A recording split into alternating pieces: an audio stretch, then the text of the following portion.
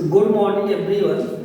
Today I have decided to tell you all about the 11th rule of pronoun. आज हम लोगों को pronoun का 11th रूल पढ़ना है। प्रोनाउन के फर्स्ट पार्ट में 10 रूल तक पढ़ चुके थे, तो 11th रूल क्या है? देखिए, कभी कभी क्या होता है कि तीनों पर्सन का प्रोनाउन एक साथ आ गया होता है। जैसे मान लीजिए आया आई, कामा, he and you are great. तो इस क्वेश्चन को अगर कहा जाता है कि करेक्ट कर दीजिए, तो इसमें हम लोग देख रहे हैं कि तीनों पर्सन का प्रोनाउन एक साथ में यूज है, एंड से जुड़ा हुआ है। जैसे आई फर्स्ट पर्सन, ही थर्ड पर्सन और यू सेकंड पर्सन। तो एक इसको जब कैड करने की बात आती है और एंड से जुड़े हुए सब्जेक्ट अगर रहते हैं तो बहुवचन की बर्बादी आर ठीक है, ग्रेट भी सही है। और इसे कैड करने की अगर बात आती है तो हम लोगों को एक रूल इसमें दिमाग में रखना होगा, जो कि है 231 रूल होता है कि अगर तीनों पर्सन के प्रोनाउन एक साथ आए हो तो उनका क्रम जो है 231 का होना चाहिए। 231 का मतलब कि सबसे पहले सेकंड पर्सन का प्रोनाउन जो यू है, यहाँ सेंटेंस में देखो अंत में है, और इसे आना चाहिए कहाँ पर?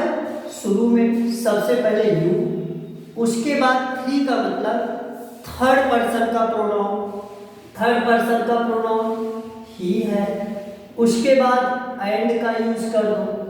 फिर वन लिखा है तो वन मीन्स फर्स्ट पर्सन का प्रोनाउन जो सबसे पहले है, ये सबसे अंत में होना चाहिए। तो you, he and I are great. तो इस तरह का अगर क्वेश्चन आता है तो हम लोग इसे करेक्ट मानेंगे और इसे इनकरेक्ट मानेंगे। तीनों पर्सन का प्रोनाउन मिलने पर उनका क्रम 231 का होना चाहिए। पहले सेकंड पर्सन, उसके बाद थर्ड पर्सन और अंत में फर्स्ट पर्सन रखने से सेंटेंस करेक्ट माना जाता है। और इस रूल से रिलेटेड एक एक्सेप्शन भी है। एक्सेप्शन मीन्स आप लोगों को पता है अपवाद होता है। एक्सेप्शन अपवाद क्या है कि एक एक्सेप्शन ये है कि जैसे तीनों पर्सन का प्रोनाउन मिलकर किसी प्रकार का मिस्टेक किए हो या किसी प्रकार का पाप किए हो, कोई किसी प्रकार की गलती किए हो और सेंटेंस को पढ़ने से ऐसा जान पड़ रहा हो कि तीनों पर्सन के प्रोनाउन मिल करके की गई गलती को या किए गए पाप को, किए गए मिस्टेक को स्वीकार कर रहे हैं, एक्सेप्ट कर रहे हैं, तब ऐसे केस में इनका जो सीक्वेंस होता है, इनका जो क्रम होता है वो 1 2 3 का हो जाता है।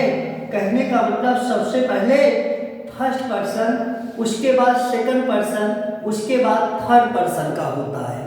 जैसे मान लीजिए आता है you, she and I have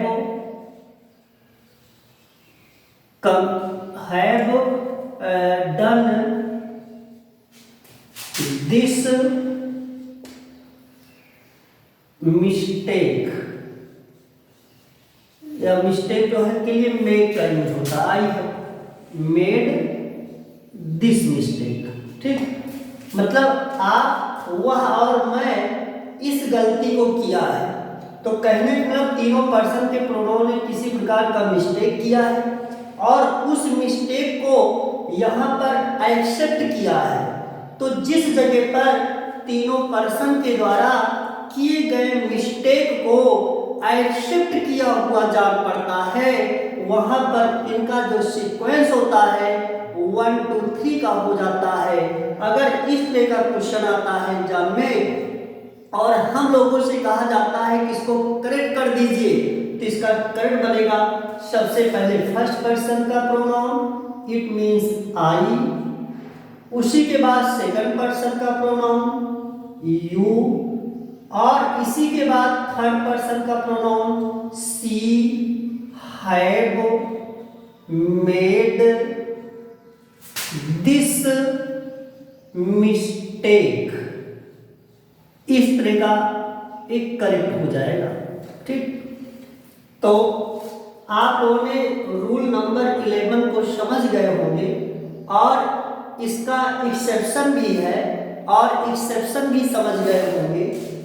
और इसी के बाद हम लोग प्रोनाउन का जो 11th रूल है, 12th रूल, 11 तो हो गया, 12th रूल देखेंगे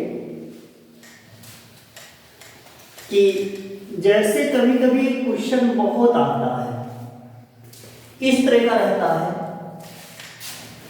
तो रूल नंबर 12 मान लो, जैसे है you comma he and I are doing their work. Their work, इस क्वेश्चन को कहा जाता है कि करेक्ट कर दीजिए, क्या होगा इसका करेक्ट। तो हम लोग देख रहे हैं कि पर्सन का सीक्वेंस 231 मतलब 2 3 1 का है, एक करेक्ट है, प्लूरल वर्ब है, ये भी करेक्ट है। और कहाँ पर एरर हो सकता है, इसी चीज का हमें जो है पता लगाना है।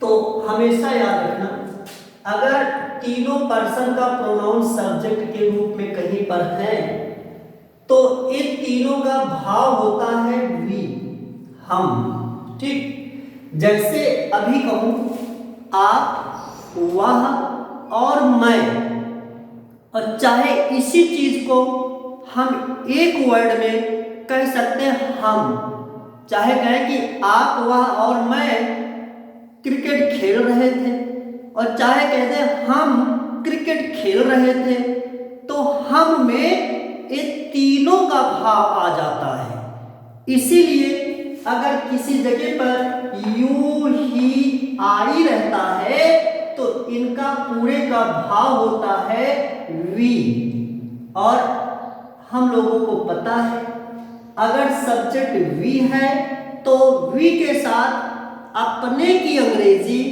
आवर आता है, तो यहाँ पर जो देयर लिखा हुआ है इसी को आवर बना देना पड़ेगा, ओ यू आर, तो अपना सेंटेंस जो है करेक्ट हो जाएगा। और इसे प्रोनाउन को नहीं बदलना, नहीं सोचो कि यू ही एंड आई को वी बना दे, केवल हम लोगों को यहाँ पर समझना है कि यू ही और आई का मतलब होता है वी, और वी के साथ अपनी इंग्लिश आता है आवर। तो यहाँ पर ये जो देयर आया है ये एरर है, इसको आवर होना चाहिए, तो यहाँ पर आवर कर देने से अपना सेंटेंस क्या हो जाएगा, करेक्ट हो जाएगा। और यहीं पर एक बात ये भी जान लो कि जो फर्स्ट पर्सन का प्रोनाउन है आई या वी, ठीक, एक चाहे सेकंड पर्सन के साथ सम्मिलित हो चाहे थर्ड पर्सन के साथ सम्मिलित हो, ये जिसके साथ में रहता है उसको और अपने को मिला करके वी ही बनाता है। कहने का मतलब अगर ही और आई है या यू एंड आई है तो इसका भी मतलब होगा वी। तो आगे देख करके दियर रहेगा, दियर को हम लोग को आवर बनाना रहेगा। और अगर मान लीजिए सेकंड और थर्ड पर्सन है, जैसे यू एंड ही अगर कहीं पर आया है आर डूइंग, और यहां पर हो सकता है दियर या आवर में से कुछ लिखा हो, दियर वर्क, तो एक चीजें ध्यान देना है कि यू और ही का मतलब वी नहीं होगा। थोड़ा से सोच करके देखो, अगर हम कहते हैं कि यू एंड ही, अर्थात आप और वह खेल रहे थे और एक शब्द में कह सकते आप खेल रहे थे, तो आप में यू भी आ जाता है, ही भी आ जाता है। तो अगर कहीं पर सब्जेक्ट के जगह पर सेकंड और थर्ड पर्सन रहता है, फर्स्ट पर्सन नहीं रहता है, तो इस सेकंड और थर्ड पर्सन मिलकर के बनता है यू, और यू के साथ में अपने की इंग्लिश योर आता है। तो इसीलिए यहां पर जो देयर लिखा है एरर है। तो इस प्रकार का क्वेश्चन बहुत एग्जाम में आता है।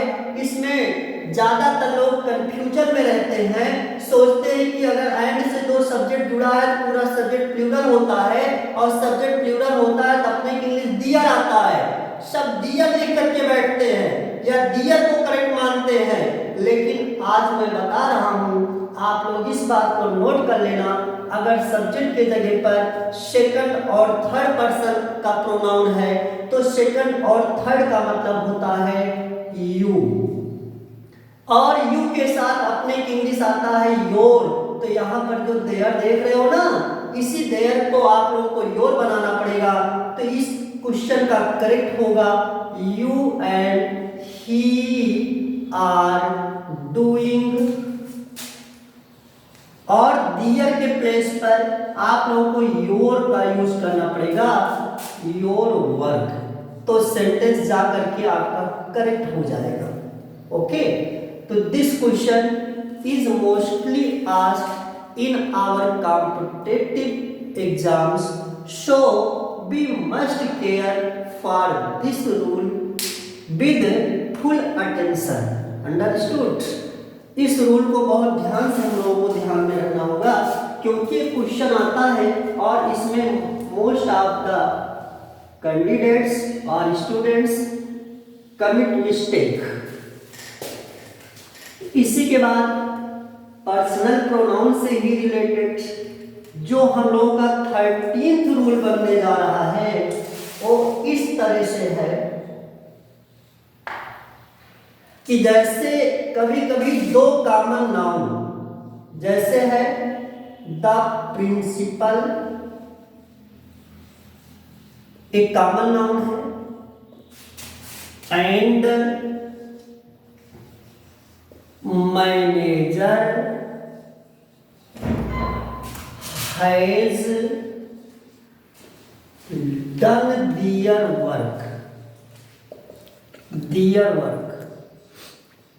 Sometimes such type of question is asked in our exam। तो इस तरह का क्वेश्चन कभी कभी आता है, हम लोगों से कहा जाता है कि find out error in this sentence. इस सेंटेंस में एरर फाइंड करो, गलती खोजो, कहाँ है गलती। ठीक, तो देख रहे हैं कि एंड से दो नाउन जुड़े हैं, एक प्रिंसिपल और एक मैनेजर, और प्रिंसिपल से पहले दा लगा है, मैनेजर के पहले दा नहीं लगा है। तो आप लोगों को जब प्रोनाउन क्या आर्टिकल पढ़ा रहा था तो वहां पर भी एक क्वेश्चन मिला था। तो बताए थे कि अगर दो कॉमन नाउन एंड से जुड़े हो और दोनों से पहले दा हो, तब ये माना जाता है कि ये अलग है, ये अलग है, अर्थात दो, बहुवचन। और अगर सिर्फ पहले से पहले दा हो, दूसरे से पहले दा नहीं लगा रहता, तो इट मीन्स इसका ये मतलब होता है कि कोई एक ही व्यक्ति है, वही प्रिंसिपल भी है, वही मैनेजर भी है। तो सब्जेक्ट अपना सिंगुलर माना जाता है। यहाँ पर यही हुआ है, एंड से दो कॉमन नाउन जुड़ा है और फर्स्ट नाउन से पहले दा है, सेकंड नाउन से पहले दा नहीं लगा है। तो इसका मतलब एक ही आदमी है जो प्रिंसिपल भी है, मैनेजर भी है। तो एक का मतलब सिंगुलर होता है, अपना सब्जेक्ट सिंगुलर है तो आगे वर्ब सिंगुलर होनी चाहिए, प्रोनाउन भी सिंगुलर होना चाहिए। तो देख रहा हूं कि तो आगे वर्ब सिंगुलर आई है, हैज आया है, डन थर्ड फॉर्म है, लेकिन ये जो प्रोनाउन है एक प्लूरल आया है, यही पर गड़बड़ी है। तो इस देयर को हम लोग हिज बना देंगे तो अपना सेंटेंस करेक्ट हो जाएगा। तो इस सेंटेंस का करेक्ट होगा the principal and manager has done his work. या दोनों से पहले द लगा होगा तो ध्यान देना, तब यहाँ पर है होगा, यहाँ पर दियर। अगर दोनों के पहले दा लगा होगा तब ऐसा होगा, और अगर दोनों के पहले दा नहीं, केवल पहले से पहले दा है तो सिंगुलर वर्ब आएगा, सिंगुलर प्रोनाउन आएगा। इस रूल को भी अपने माइंड में आप लोग बैठाए रखना, ठीक ना। इस तरह का भी क्वेश्चन ज़्यादातर देखने को मिलता है। और इसी के बाद कुछ वर्ब होते हैं, और उन वर्ब के बाद में माना जाता है कि रिफ्लेक्सिव केस का प्रोनाउन निश्चित रूप से यूज होता है। जैसे अवेल हो गया, ठीक ना, एब्सेंट हो गया, प्रेजेंट हो गया, इस तरह के जो है कई वर्ड्स हैं, ठीक ना। जो जैसे एग्जाम्पल के रूप में जैसे है कि ही प्रेजेंटेड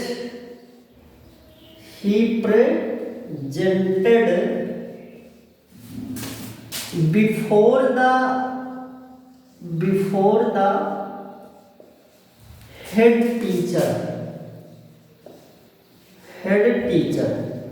उसने जो है हेड टीचर के सामने उपस्थित कर दिया। अब क्या उपस्थित कर दिया कुछ पता नहीं लग पा रहा है, तो इसका भाव भी अधूरा लग रहा है। तो इसीलिए रूल बनाया गया है कि प्रेजेंट हो गया, एब्सेंट हो गया, ऑब्टेन्ड हो गया ना, प्रिवेल हो गया, अवेल हो गया, इस तरह के कुछ वर्ड्स होती जिनके बाद में रिफ्लेक्सिव केस का प्रोनाउन आना निश्चित होता है। रिफ्लेक्सिव केस के प्रोनाउन का यूज किया जाता है। तो जैसे यहाँ पर प्रेजेंटेड है तो प्रेजेंटेड के तुरंत बाद में रिफ्लेक्सिव केस आना चाहिए।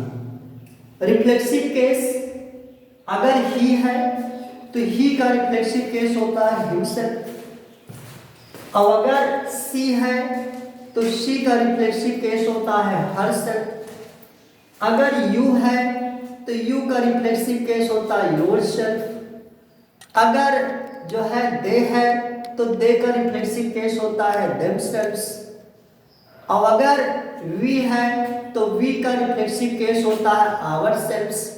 अगर यहाँ पर इट है सब्जेक्ट की जगह पर तो इट का रिफ्लेक्सिव केस होता है इटसेल्फ। तो यहाँ पर हम लोग देख रहे हैं सब्जेक्ट अपना ही है ना, तो ही के साथ में रिफ्लेक्सिव केस हिमसेल्फ लगेगा, ठीक ना।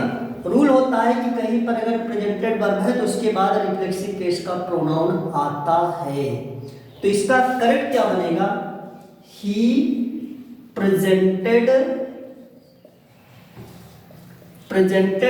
और प्रेजेंटेड के तुरंत बाद ही हिमसेल्फ का यूज कर दिया जाएगा, himself before the head teacher. यही इस तरह इसका करेक्ट हो जाएगा। अब इसी पर्सनल प्रोनाउन का जो 14th रूल है, ठीक, इसी के बाद हम लोग इस सिंटैक्स में देखा जाए प्रोनाउन में तो पर्सनल प्रोनाउन और रिलेटिव प्रोनाउन दो प्रकार के प्रोनाउन का करेक्ट इनकरेक्ट पूछा जाता है। तो यहाँ पर अब हम लोगों को रूल नंबर 15 से रिलेटिव प्रोनाउन के बारे में जानना है, ठीक ना, कि रिलेटिव प्रोनाउन क्या होता है और कब यूज होता है, इसकी मीनिंग क्या होती है। ये सारी चीजें हम लोगों को रिलेटिव प्रोनाउंस के अंतर्गत समझना है, और यहीं से हम रूल 15 बना लेते हैं। तो रूल 15 से रिलेटिव प्रोनाउन, देखिए रूल 15 में हम लोग रिलेटिव प्रोनाउन का स्टडी करेंगे, और रिलेटिव प्रोनाउन मीन्स होगा संबंध सूचक सर्वनाम, और इसके अंतर्गत यही सब आते हैं जैसे who, whom, whose, which, what, that, as, when, where, why, how। ये सब रिलेटिव प्रोनाउन हैं, ये बीच में आते हैं और एडजेक्टिव क्लॉज फॉर्म करते हैं, मतलब एडजेक्टिव क्लॉज बनाते हैं। और इनकी मीनिंग जैसे हु का मतलब जो, किसी पर्सन को, ह्यूमन को, मानव को जो कहा गया होता है तब हु आता है, और अगर जिसे कहा गया होता है तब हुम आता है। और ये हुज जो है सबके लिए होता है, चाहे वो मानव हो, चाहे कोई बर्ड हो, चाहे कोई एनिमल हो, सबकी, चाहे कोई निर्जीव वस्तु हो। हुज जिसका और जिसकी के अर्थ में सबके लिए आता है, इसीलिए मैंने आगे फॉर ऑल लिख दिया है। और विच जो के अर्थ में भी और जिसे के भी अर्थ में आता है। और एक पक्षियों को अगर जो या जिसे कहा गया है, या एनिमल्स को कहा गया, या किसी नॉन लिविंग थिंग को कहा गया है, तब विच का यूज होगा। और व्हाट आता है जब एंटीसीडेंट अब्सेंट होता है, अर्थात एंटीसीडेंट नहीं होता है, ऐसे केस में जो की इंग्लिश व्हाट आता है। अब एंटीसीडेंट जिसके समझ में नहीं आ रहा होगा कि एंटीसीडेंट क्या होता है, तो अभी जब मैं एग्जाम्पल दे करके समझाऊंगा तो उसमें आप लोगों को बता दूंगा कि एंटीसीडेंट यही होता है। और दैट जब एंटीसीडेंट से ठीक पहले सेम सच होता है, तब जो की इंग्लिश दैट और जिसे की इंग्लिश एज आता है। और जब एंटीसीडेंट टाइम होता है तो व्हेन आता है, प्लेस होता है तो वेयर आता है, और रीजन या काज होता है तो व्हाई आता है, और मैनर या वे होता है तो हाउ आता है। तो ये मैंने आप लोगों के सामने बोर्ड पर इसे लिख दिया है, और इसको आप लोग लिख सकते हैं, इसका स्क्रीनशॉट ले सकते हैं और इसको लर्न कर सकते हैं। ये इतना आपको पता रहेगा तो रिलेटिव प्रोनाउन का शुद्ध और अशुद्ध, करेक्ट अर्थात इनकरेक्ट यूज आप लोगों के समझ में अच्छे से आएगा। इसीलिए मैं रूल स्टार्ट करने से पहले आप लोगों के सामने रिलेटिव प्रोनाउंस के अंतर्गत कौन कौन से वर्ड आते हैं उसको रख दिया हूं। और इन्हें रिलेटिव प्रोनाउन क्यों कहते हैं, एक एग्जाम्पल के माध्यम से हम लोग इसे समझते हैं। और जैसे कभी कभी एग्जाम में बहुत क्वेश्चन आता है कि a man came to me who was mad, या हु वाज ब्लाइंड कह दो। एक आदमी मेरे पास आया जो अंधा था। अब इसकी हिंदी निकालोगे तो सोचोगे कि जो तो कहा गया किसी आदमी को, आदमी मतलब ह्यूमन, और जो के लिए हु आता है, हु आया हुआ है। सोचोगे एकदम सही तो है, गलत कहाँ है। लेकिन हमेशा याद रखना, ये है रिलेटिव प्रोनाउन, ये रिलेशन बहुत दर्शाता है, रिश्ता बहुत दिखाता है। भाई सोचो, जो कहा किसको गया है, मैन को कहा गया है ना, और ये है किसके साथ में, मी के साथ में। यही तो गड़बड़ है। रिलेटिव प्रोनाउन कहता है कि मेरा रिश्ता जिससे है, मैं जिससे संबंधित हूं, मुझे उसी के साथ जीना है, मुझे उसी के साथ मरना है। तो इसलिए जो ये हु है ये मैन से रिलेटेड है, तो हु को यहां पर आना चाहिए। ठीक, कहने का मतलब संबंध जिससे है उसी के साथ जिएगा और मरेगा। और कहीं दूसरी जगह पर अगर इसका यूज है तब ये कहता है कि मैं ऐसे जीवन यापन नहीं कर सकता हूँ। ये जो है जिससे भगवान इसका संबंध स्थापित करते हैं उससे सच्चा प्रेम करता है, कहता कुछ भी हो जाए मैं साथ नहीं छोड़ूंगा, और अगर साथ छुड़वाएंगे आप लोग तो आप का नुकसान करूंगा। ठीक ना। तो इसलिए यही सब देखते हुए उसके बाद ये हमेशा यही इसका कैड बनेगा, a man who came to me comma was blind, इसका करेक्ट बनेगा। और इसका नाम रिलेटिव प्रोनाउन इसलिए पड़ा क्योंकि एंटीसीडेंट इस यही है, जिसको जो या जिसे कहा गया होता है उसी को एंटीसीडेंट कहते हैं। ये हमेशा अपने एंटीसीडेंट के अकॉर्डिंग आता है और अपने एंटीसीडेंट के साथ में आता है। अब यहाँ पर कोई निर्जीव वस्तु रख दे और कहे हूँ बैठे रहो, हूँ नहीं बैठ सकता है, तब ऐसे केस में विच आएगा। ये अपने और पराये को बहुत पहचानता है, रिलेटिव प्रोनाउन। यही सब सोच करके ग्रामर बनाने वालों ने ना इनका नाम रख दिया रिलेटिव प्रोनाउन। कहा भैया आप बहुत रिलेशन जो है निभाते हैं, इसीलिए आपका नाम पड़ जा रहा है रिलेटिव प्रोनाउन। तो ऐसा प्रोनाउन जो एंटीसीडेंट के साथ में होता है, एंटीसीडेंट के अकॉर्डिंग आता है, ऐसे प्रोनाउन को ही रिलेटिव प्रोनाउन कहा जाता है। इतना अब आज आप लोग समझ लीजिए कि रिलेटिव प्रोनाउन क्या होता है और इसके अंतर्गत क्या क्या आते हैं, और शॉर्टकट में इसका रूल भी मैंने आपको बता दिया। और इसी के बाद एक एक करके एग्जाम्पल के थ्रू हम लोग समझते चलेंगे, ठीक ना।